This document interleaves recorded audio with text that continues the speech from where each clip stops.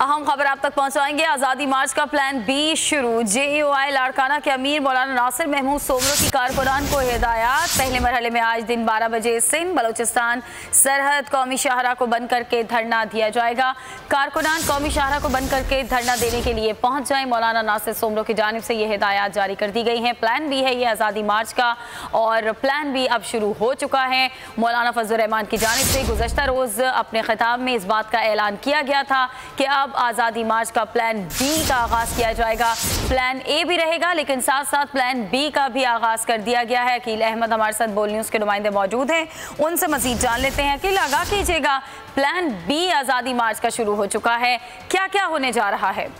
जी, आज़ादी मार्च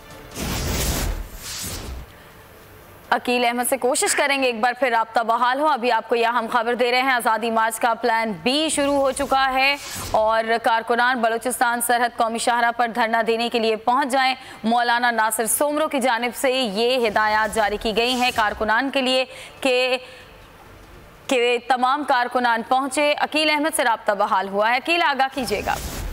जी बिल्कुल, आज़ादी मार्च के प्लान ए के बाद प्लान बी पर गुज़िश्ता रोज जो है मुशावरत मुकम्मल कर ली गई थी और इस पर आज से अमल दरामद शुरू हो जाएगा।